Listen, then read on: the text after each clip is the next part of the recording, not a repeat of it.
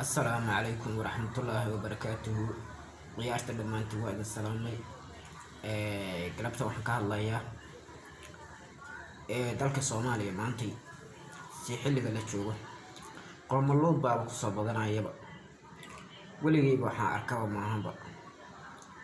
bal waxaa hayday wasiir dhan ahna xildhibaan oo ololaynaya qoomanuulnimo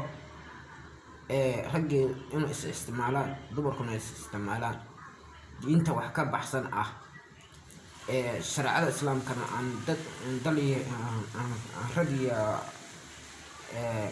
منا كل هاين وح أي كل هاي أنشري وكسر شيء أو دين الإسلام كا يردين بس أو شرع الإسلام كا أي وح كسر شيء ده أي تاي أو دلك الصومالي هاي بقول ضد مسلمة وشهادته oo maxay ahayd diinta islaamka ku dhaqma in la yiraahdo macnaha qoomaluudnimo wax lagu dhaqo oo waxa lagu loo hirgeliyo midda la yaabanahay ayada waxa weeye ilaahay laga cabsado dadka noo xilalka noo haya sidaan oo aragno iyo sida ay yihiin inuu aad baan uga soo horjeeda sababtoo maba ahaanba dad muwaadinimadooda iyo Soomaalinimadooda iyo Islaamnimadooda ay caddahay qaabkood sababtoo waxa cadaynaysa naagtina oo wasiirada oo leh annaga maxay ahayd waan qaadanaa qoomaluudnimo raggii dumarka jinsi in isku galmoodo isku galmoodaan wax ilaahay aradiis oo ilaahay ka soo horjeeda أنا يكون عادي لا كبري أو واحد كارن ور Soomaalidu ma jeedamiya naagtan dhan wasiirada dad ba xilnaanimo soo doortay oo u matasha golaha shacabka ee Soomaaliya marka ilaahay halaga boqo qofkaas kale lama soo doorto midda kaleete waxa inay cadaynaysa inay sidin islaam iyo mid muslim midna ay jeclayn dadka jooga golaha baarlamaanka Soomaaliya gebigiihin waa wada madax iyo banaan yihiin waa dumar haddana ayagoo rag dhex jooga mid gambadeedu madaxa u saaran yahay oo waxa ahayd hagoogan lagu ma arko oo xijaabkeeda xafiidan yahay waa mid dhif iyo qaliil mid kasta garabka saarat sida nin inay tahay ayadoo iska garaad weyn meesha iska galgalo weynta marka ولله لقى عبصدان لي يعني تكتم دمر كهو هدنا حللك لو ديبهاي وهدنا إلهي أنك عبصني وهدنا واحد إلهي أردس كسهر شيء ده محايا هيدي ماشي لسوك تاقا دي أنا واحد وأركا واحد أمد الصوماليين لقوم مرحبا بينها يو ودينة إسلام كلقوم مرحبا بينها يو وشرع الإسلام كلقوم بين شاقها يو دي قفكي تك انت كدب دي سنة ووهم بلينا يو متاقيره يعني laakiin arintaas waxaan qabaa in laga hortago oo aad iyo aad looga hortago oo ficiliyan iyo fikir iyo yad intaba in laga geysto marka aad iyo aad intii ka hortagtay waan baleenaya culimada islaamka meel kasta joogto waxaan ugu baaqaynaa in waxaan ay ka hortagaan dastuur bay leeyihiin dastuurka maxay tahay dastuurka ay sheegayaan waa wax qoraal diiniyan awal sahan waa wax qoraal oo la rabo ummadda Soomaaliyeed inay isku dhaqo laakiin ayadoo awal qoraal hadii looga wax fasqi lagu soo dhaxdaro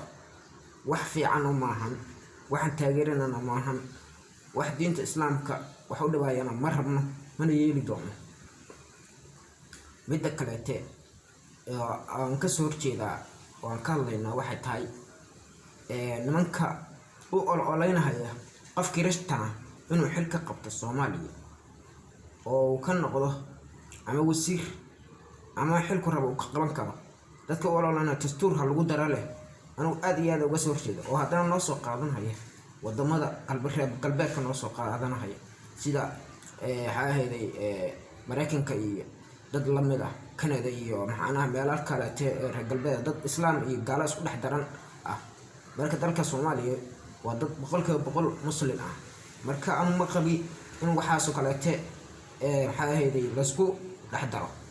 annaga gaala ma rabno mana yeelayno waxaas fikirkaasi dalalka shaytaan laga keenayo waxaan taageerana maahan waxaan ka soo horjeedna weeye wax annaga samaacadana wax u dhimaayo weeye. marka mana yeeli doona waxaas waqtiga xaraanta. marka ummadda Soomaaliyeed waxaan u baaqayaa inay ka dhidhiso oo ay ka hortagto waxa falalka xun inoo keenahay. marka intaan ka badan intaasi baaq bay iga ahayd. marka ay soo dhawaado meel kastoo la joogo halan share gareeyo hana barnaamijkan hal gaarsiiyo ummadda Soomaaliyeed waayo dad qomaluud ah baa dadka ku soo batay. marka qomaluudka waa laga hortagaa waa in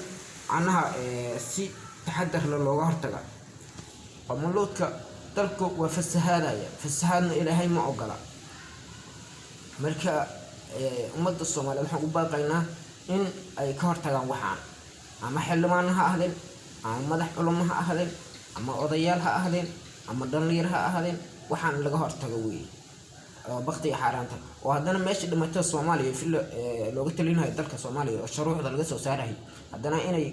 sinduleeyaan oo haddana waxyaalo aan jirin ay maxaanaha noo keenaan oo yiraahdaan macnaha hal sharciyeeyo taasi wax naqabata maahan. marka taasaan aan ka hadlayaa anigu aad iyo aad taasi waa wax sharciga islaamka meel uga dhac ah ku ah waa in laga hortagaa waxaas. marka diinta islaamkana sidii guud difaacilaha waa in laga hawsheeda la galaa waayo waxaan annaga wax noo qaadmo ama noqoto midna maahan sababtoo ah dadka hadeerta nooca xildhibaan Professor Dalxa wuxuu yiri xaaheeday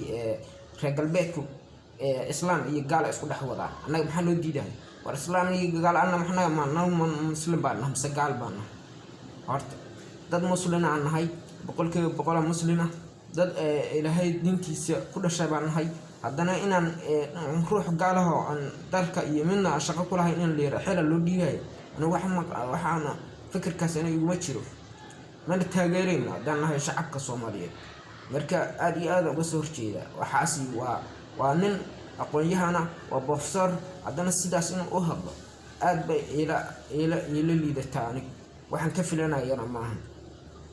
midda kale dadkaas kaleete dad baa xildhibaannimo iyo professornimo iyo aqoon-yahanimo iyo maxaa ahayd waxgaradnimo usoo magacaabanayo oo usoo diranayo golaha shacabka iyo in matalaada dowladda Soomaaliya ama dalka Soomaaliya matalo ama xilal sarsare loo dhiibayo. ana waxaan qabaa waxaas kaleeto qomaluudka in dalka laga suuliyo waayo wax fiicanba maahanba. qomaluud dad isku jinsi ah isku galmooday ibidkeeba waa mid ii dhiman war waxaan xaaraanta waxa laga suuliyo dalka maxay tahay waxay noo sheegayaan intaasana waa baxaya. السلام عليكم ورحمة الله وبركاته. في قبل نوكر واحد عبدا